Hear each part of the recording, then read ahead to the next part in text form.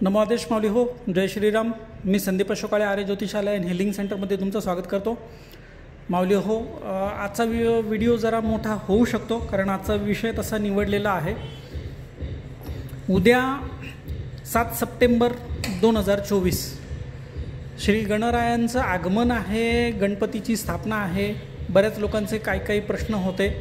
त्या प्रश्नांचं गणपती पूजेविषयी, मूर्ती स्थापनेविषयी, मूर्तीचा आकार, वस्त्र वगैरे ह्यांविषयी बरेचसे प्रश्न होते. त्यांच्या आपल्याला जो यथाशक्ती जे आपल्याला ज्ञान आहे त्याचं आपण समाधानी देण्याचा आजच्या व्हिडिओतून प्रयत्न करणार आहोत. त्यामुळे कदाचित व्हिडिओ मोठा होऊ शकतो. तर माऊली हो, गणरायाची मूर्तीपूजन शास्त्र काय सांगतं, शास्त्रानुसार काय आहे ते आपण जाणून घेऊ आणि प्रयत्न कराल या व्हिडिओच्या माध्यमातून तुम्ही त्या पद्धतीनेच श्री गणेश पूजा स्थापना करण्याचा प्रयत्न कराल. तर माऊली हो, विषय असा आहे, अनादिकालापासून श्री गणरायाची उपासना चालत आलेली आहे. जसं याला शास्त्रविधान आहे, कलौचंडी विनायको, म्हणजे कलियुगामध्ये गणपती आणि देवी चंडिका यांची उपासना शीघ्र फलद्रूप होते. तर माऊली हो, आद्य शंकराचार्यांनी सुद्धा सुरू केलेलं जे पंचायतन उपासना आहे, या पंचायतन उपासनेमध्ये श्री गणरायाचा समावेश आहे. हे पंचायतन जे देवता आहे, या पंचायतन देवता आपल्या शरीरातील आणि पंचमहाभूत जी आहे, जी 5 तत्व आहे, त्याला सुद्धा ह्या पंचायतन देवतांचा या पंचमहाभूतांवर अंमल आहे, यांचं त्याच्यावर प्रभुत्व आहे.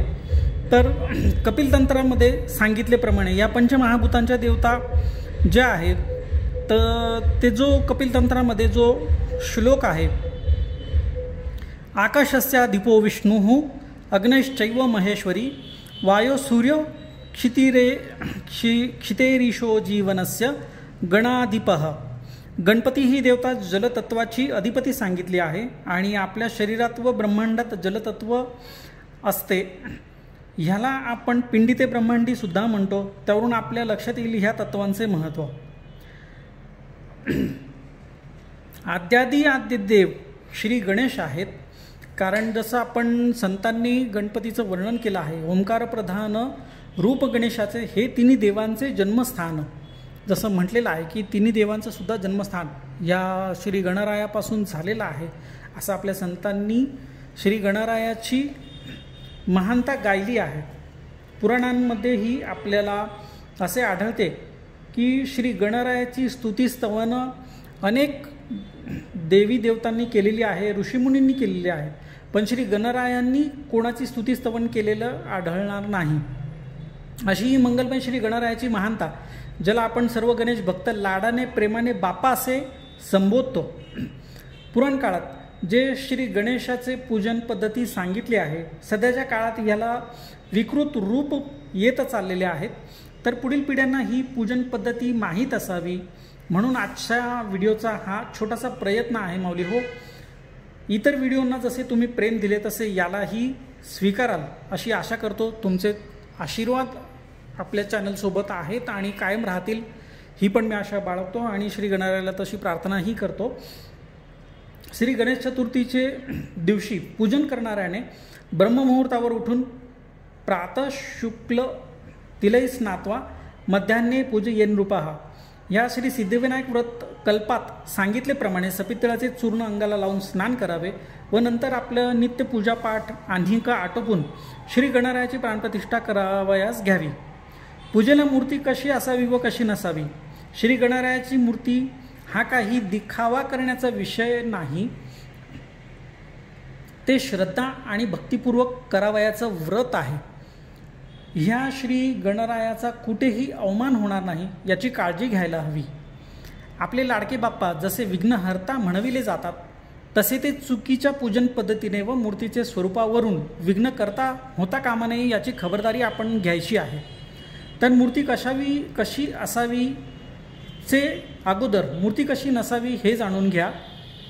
श्री गणरायाची मूर्ती ही उंटावर, घोड्यावर, हत्तीवर वगैरे इतर प्राण्यांवर बसलेली नसावी, उभ्या अवस्थेतील नसावी नाचणारी नसावी, इतर साधू संत राजकारणी पोलीस सैन्य अधिकारी रूपात नसावी, शरीरसौष्ठव करणारी नसावी, श्री गणरायाची मूर्ती ही शास्त्रशुद्ध पद्धतीने पद्मासनात आरामशीर बसलेली, सिंहासनावर बसलेली असावी, पाश अंकुश आयुध धारण केलेली असावी, एका हाताने आशीर्वाद देणारी असावी, प्रसन्न वदन म्हणजे हसऱ्या आनंदित चेहऱ्याची मंगलमूर्ती, विशेष करून नागाचे यज्ञोपवीत धारण केलेली असावी. याला शास्त्रामध्ये नागयज्ञोपवीतीनम असे सुद्धा म्हटले आहे.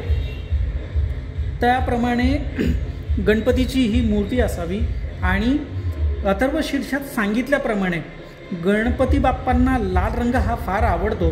जसं रक्तलंबोदरम शूर्पकर्णकम रक्तवाससम रक्तगंधाणुलिप्तांगं रक्तपुष्पै सुपूजितम, हे जसे म्हटलेलं आहे अथर्वशीर्षामध्ये, त्याप्रमाणे गणरायाला किमान मूर्तीवर लाल सोवळं किंवा लाल शेला परिधान केलेला तरी असावा, याची काळजी घ्यावी.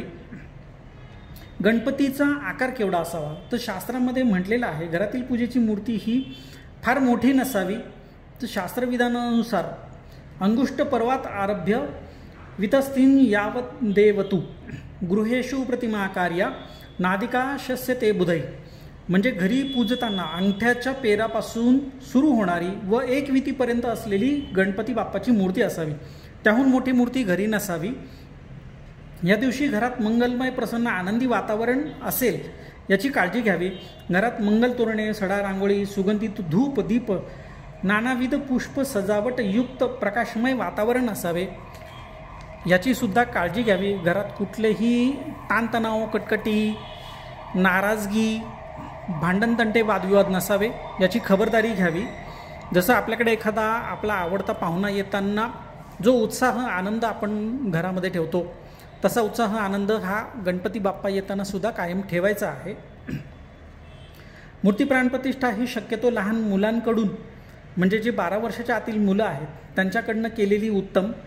कारण ह्याला शास्त्रात असे सांगितले आहे, देवो भूत्वा देवम यजेत, म्हणजे देव होऊन देवाची पूजा करावी, जेणेकरून देवत्व लवकर प्राप्त होतं, देवाची कृपा लवकर प्राप्त होते.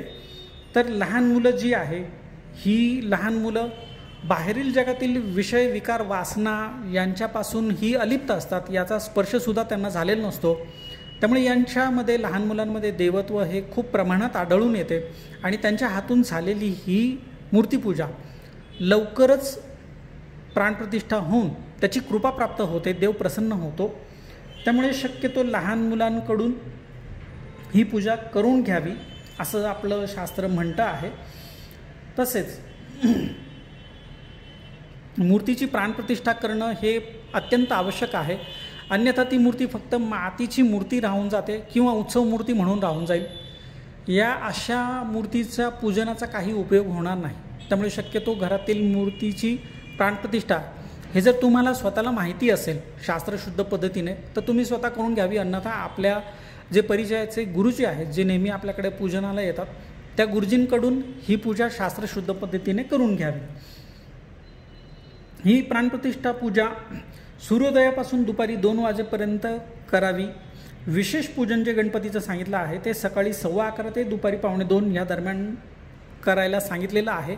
हा जो मुहूर्त आहे, हा मुहूर्त फक्त 7 सप्टेंबर 2024 ह्या दिवसापुरताच लागू आहे. इतर पुढचे जे काही गणेश उत्सव येतील त्यांचे वेगळे मुहूर्त असतील.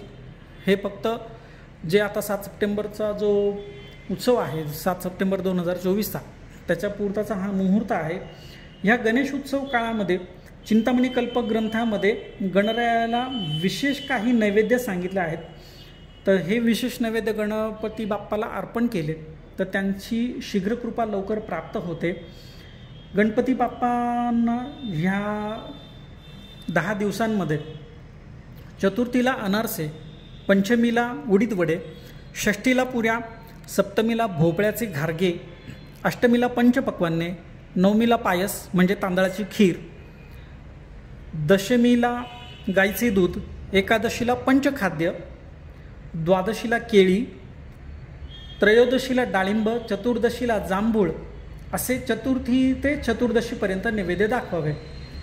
पंचोपचार किंवा षोडशोपचार पूजन पद्धती ही आपण आपल्या यथाशक्ती यथाभक्तीनुसार करावयाची आहे। हे जे गणरायाचं पूजन आहे हे शक्यतो आपल्याकडे जर सोयर सूतक असेल तर 1 वर्ष लोप करावा।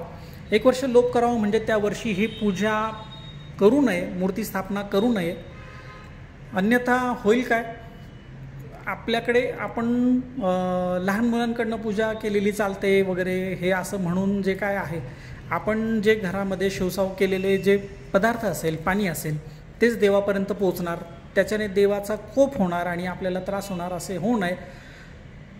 करायचेच झाले तर आपल्या परिचयातील एखादा नातेवाईक किंवा मित्र ज्याला सोयर सूतक नाही अशा कोणा व्यक्तीकडनं ही पूजापाठ करून घेतलेली उत्तम राहील।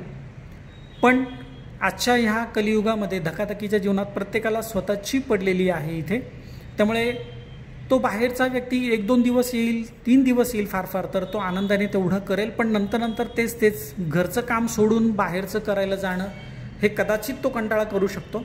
त्यामुळे शक्यतो ते वर्ष लोप केलेलं किंवा उत्तम। तर माऊली हो, अशा पद्धतीने तुम्हाला जे यातलं जितकं जमेल तितकं तुम्ही ते विधान पाळा आणि श्री गणरायाच्या आगमनाची तयारी करा। त्यांचं मूर्तीपूजा, स्थापन हे सगळं शास्त्र विधीनुसार करा। गणपती बाप्पांची निश्चितच तुमच्या सर्वांवर, तुमच्या परिवारावर, तुमच्या व्यवसायावर, तुमच्या परिवारावर कायम कृपादृष्टी, कृपा आशीर्वाद हे राहतील। भेटूया नवीन विषयासह नवीन व्हिडिओमध्ये, तोपर्यंत नमो आदेश। जय श्रीराम। गणपती बाप्पा मोरया, मंगलमूर्ती मोरया।